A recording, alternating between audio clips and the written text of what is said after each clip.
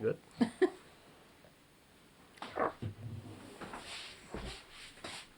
Then I find out I didn't record.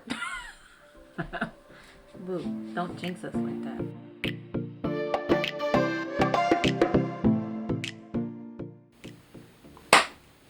Take one. There's only going to be one take. Okay. All right. Welcome to Dafan Sue Try to Do It All. I'm Dafan. And I'm Sue. And this is episode 0. Yes. In this episode, we will be sharing a little bit more about ourselves just so you can get to know us. So who are we? Well, I am a psychotherapist. I have a private practice. And I am also a adjunct professor. I currently teach psychology. And I'm also kind of a serial entrepreneur. Kind of. Either you are or you're not. Okay, well, I guess I am. So let's recount the business that you have started. Well. Okay, let's go backward. What current business do you have? Currently, I have one business, which is my therapy practice. That's it? I believe so. Okay, so basically I have more. A lot more, yes. Well, we try to do it all, you know. Mm-hmm. That's the name of the show. Yes. So I'm Dafan. I'm not really sure that which my title I should go first. What do you think? Professor. Okay, so I am an entrepreneurship professor, so fitting, at Lincoln University of Pennsylvania, which is the first degree granting HBCU, historically black college university. But teaching was not what I set out to do. I was a software developer for almost 20 years. I started multiple businesses and ended up going to law school, and so I'm also an attorney as well. So currently I have a practice that focuses on small businesses and entrepreneurs and intellectual property. And I also own several small businesses. What should I talk about?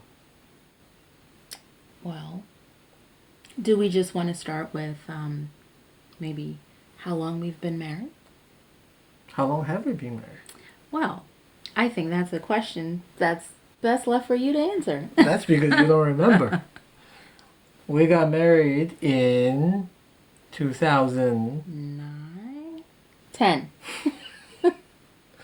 Well, there's a funny story there. So what is our anniversary? Our anniversary is May 21st, the day after my birthday. And why is that? So I can remember it. But why is it not on your birthday? Well, because we were supposed to have a wedding the year after we got married, and that landed on, so May 20th landed on, what was it, a Friday? So then we decided we didn't want it to land on a Friday, so we would do it May 21st so our wedding could be on a Saturday. Well, of course, we didn't have the wedding, so. Mm-hmm. But it's easy to remember. Yeah. So, we are, what is the title we're calling ourselves? Ivy League Misfits? I thought it was the Ivy League Misfits. The Ivy League Misfits, yes. So, what about us that's Ivy League Misfit? Well, first of all, why do we call ourselves Ivy League? Well, because we both have multiple degrees from University of Pennsylvania, which is an Ivy League college. To wit, we graduated on the same day from University of Pennsylvania. Yes. He graduated with his law degree from Penn Law, and I graduated with my bachelor's degree in psychology. And then you wanted to earn another degree. Yes, I got my master's degree in school and mental health counseling. And I have a master's degree of public administration before I went to law school, also from Penn. Yes. So we're Ivy League. I guess we're Ivy Leaguers, right? Yeah. But why are we misfits? Well, we didn't do anything in the traditional sense. Many times when we were at Penn, people would ask if we met at Penn, and we met many, many years before Penn was even an idea for us to go there. And when we met, neither one of us had anything. So. As I frequently say, we didn't have a pot to piss in. And then, we have some really good stories about the times back then, maybe even more exciting than the time now. We'll share them in the future episodes. You guys got to ask her about the muffler story. Oh, yeah. Yes, we But will. we'll make a point of telling that. Yes. And so, what did you do after you graduated from Penn with your master's degree in counseling? What did I do? I had a few different jobs. I worked as a mobile therapist. I did some work in a job that was kind of like a mobile therapist, social worker, and therapist all kind of mixed together. And then I worked as a per diem therapist. And then I was able to start my own private practice, which I'm really, really happy with. And after law school, I worked in New York City in a large corporate law firm on Wall Street. We actually stayed here outside of Philadelphia, and I commuted to New York every day. That was about 2.5 hours of a mixture of driving and training. Everybody thought I was crazy, but I had my reasons, and why would I not come home every day? And she was going to Penn at a time for her graduate degree, so we didn't end up not wanting to move away. So I made the sacrifice of traveling each day. But ultimately, I was pretty happy, and I don't regret doing that at all. And now we're back. Well, not back. I'm back, staying around Philadelphia, and it's been a very good transition to go back to being an entrepreneur. So as she said, before law school, before both of us went to school, not just Penn, that I was an entrepreneur before. I learned how to program, and I did a lot of different things before I met you, and then before I went back to school. So going back to school was a change, but also it just gave me, and probably for you as well, it gave me a lot more skills. Mm-hmm. And then enabled me to be a better entrepreneur. In the future, we'll talk about some of the stuff that I did before and what you did before, and how school and education has helped us. But at the core, we are who we are, and non-traditional to the core. Yes, very. So we forgot to mention that throughout our whole schooling, non-traditional schooling process, we've had children in all of those years. So we currently have 4 children. I actually had one child in high school. I was a teenage mother. And then I met my boo when my daughter was 5 years old. And so she is 18 now and in college. Can't believe that.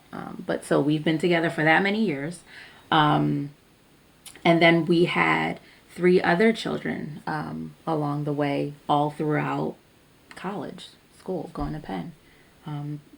There goes the mystique of how old we really are, because we're going to be a guessing game of how old we are. Some of my students thought I was in my 20s. Very flattering. Yeah. So, having kids in school was pretty tough, right?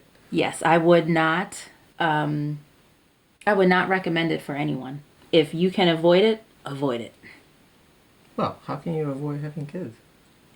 Wait until you're finished with college and school. Yeah. Well, all throughout my 20s, I tried to have kids and just didn't happen. You see how things cut different ways. But yes, having kids at school was tough.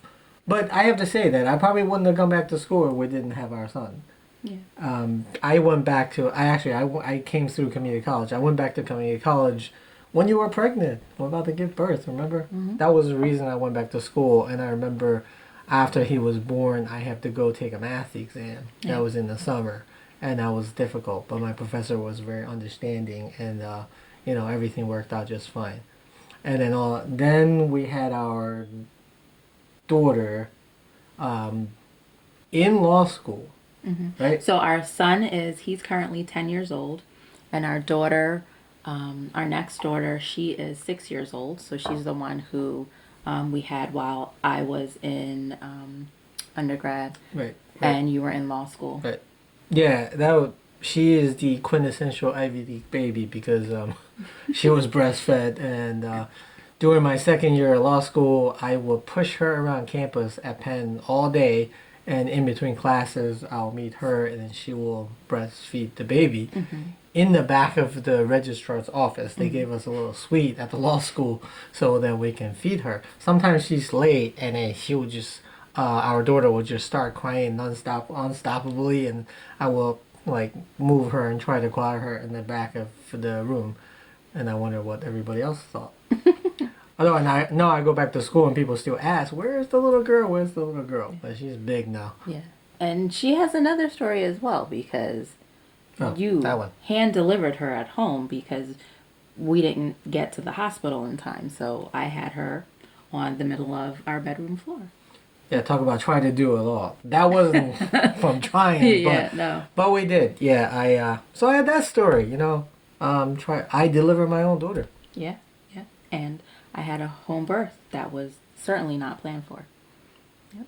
And then we had our last daughter. She is currently 4 years old.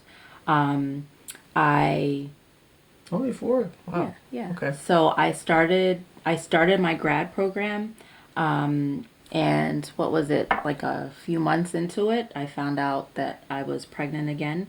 So that meant no more happy hours for me. So I was pregnant throughout my whole grad program.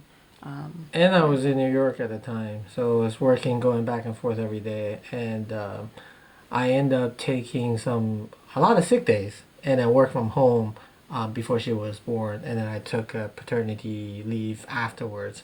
But she was really one of the reasons why I left the firm. I was doing well at the firm, and most people go to the firm and work for a long time, and on a partner track and try to make a career out of it. But after she was born, and I really, for our first daughter, the older daughter, I really enjoy having her around every day, even though make fun of her crying and trying to find time to feed her in between classes. But that was really good experience to spend a lot of time with her, and it was difficult for me to not be around this last little kid. And so I'd say about 6 months after she was born, I decided to leave the firm and come back home and start my own firm so I can be at home more. Mm-hmm. Yeah. And that was, I can't believe it's been 4 years. Yeah. So how have these 4 years been compared to the 4 years before that?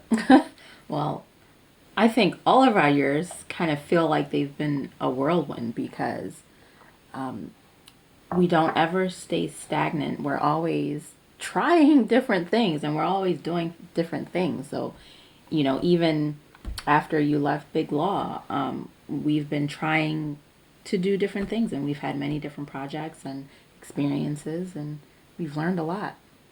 So have we really tried to do it all? We've tried to do a lot. Yeah, sometimes this is not just us, it's just me. Sometimes I go to networking events and talk to people, and people say, "What have you done?" I said, "Depends on who's asking it and what mood am I in to talk to you about it." So if you guys should stick around and listen to our stories, and I have a whole lot more, and you have a whole lot more. Yeah. And so just as a preview, let's talk a little bit about our background. So where you're from, and how is it different than our normal, main line? We live on the main line, which is an affluent area outside of Philadelphia. But how are you different? How is your background different than the, quintessential, prototypical mainline family? Well, I am a immigrant. I was born in Jamaica, Port Antonio. Jamaica. Yes, Jamaica. Jamaica mud. Sorry. Yes. She didn't know she had it. I forgot I bought it. So yes, I was born in Jamaica. I moved to America when I was 5 years old. So I'm what you will call a Jamaican, because I no longer have an accent. That's sad. Well, I want to get rid of mine, and you don't have it. Yeah. So yes, I grew up in a single family home. My mother raised myself, my older brother, and my younger sister. I was a teenage mother, so that made for a really bumpy road. And yeah, I did not come from a wealthy family. didn't come from a family with a lot of education. So I guess I was what they will call at risk youth. Oh, at risk. Well, I was actually at risk Yes. too as Yeah. well. So my little story. I came to the U.S. in 1993 as a 15-year-old to go to high school here by myself. I was supposed to stay with family, but long story short, I had no family here. I was just by myself.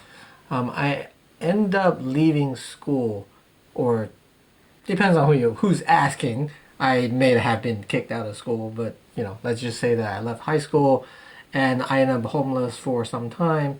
I bumped around the country, went to the Midwest, I went to LA, went through some really crazy bad things, and eventually ended back here in Philadelphia. All that before I was 18 years old.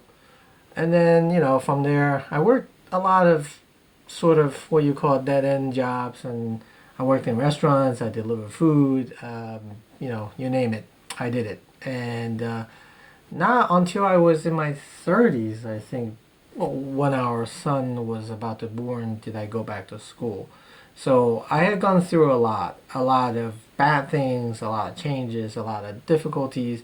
But I don't know how. I really don't know how I got through it, but I did, and fortunately, I did get through it. And I learned from the past and try to do more in the future, right? So that's why I try to do it. I don't know your reason for trying to do it all. The reason I try to do it all is life is short. You gotta spend every day. What do they say? That you should spend every day as your last.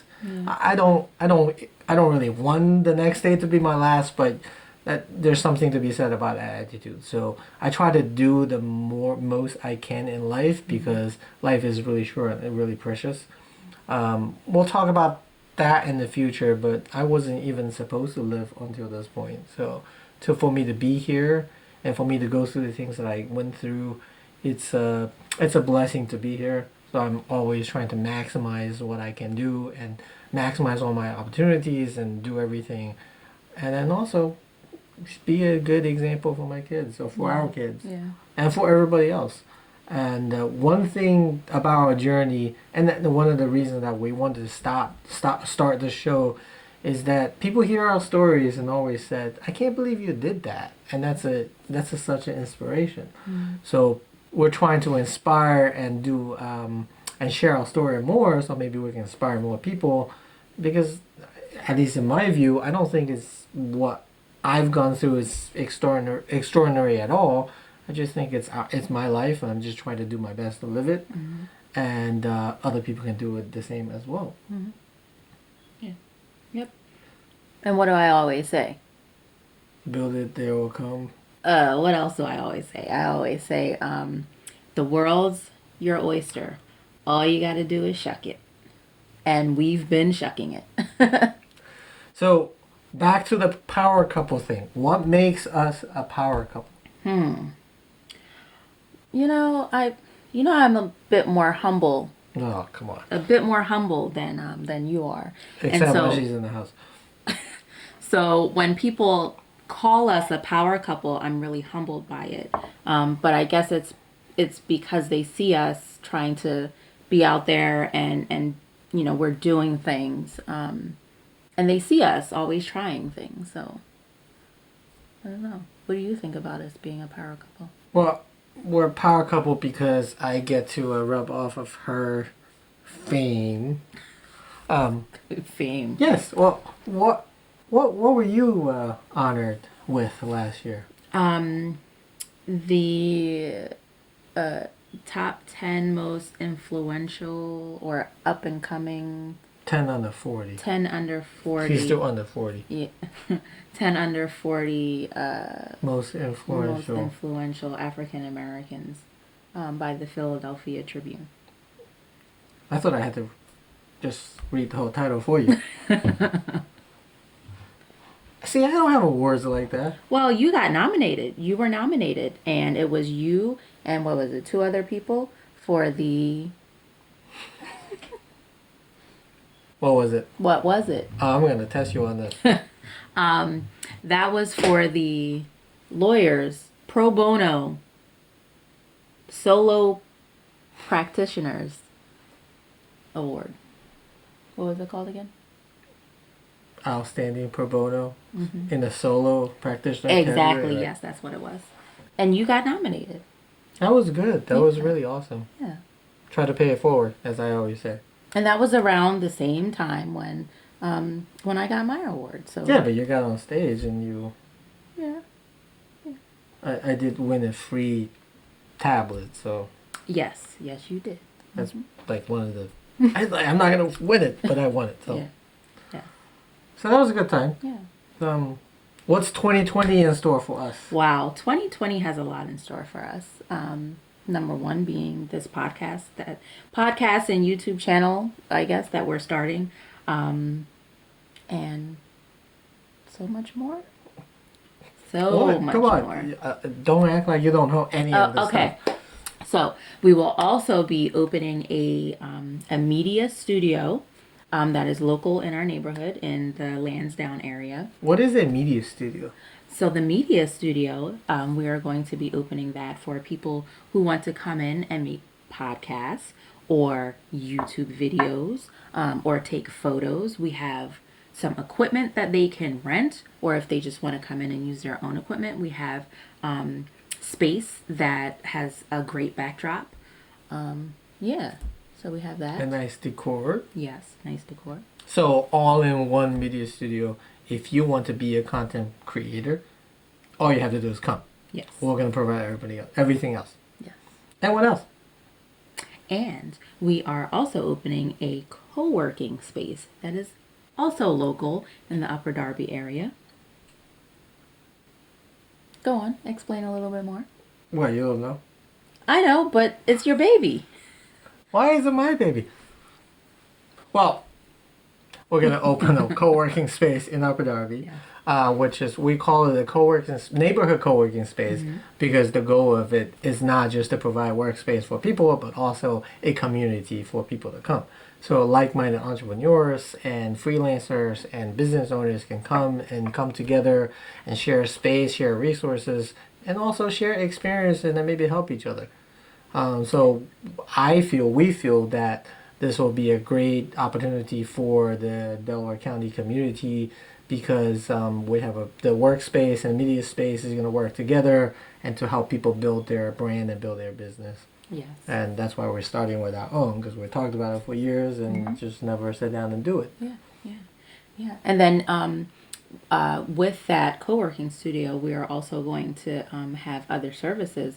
We are going to continue with a nonprofit that we started many, many years ago, and there was just so much other stuff that was happening in our lives, but now we feel like we're ready to sit down and really develop this nonprofit that's focused on education, empowerment, and what else?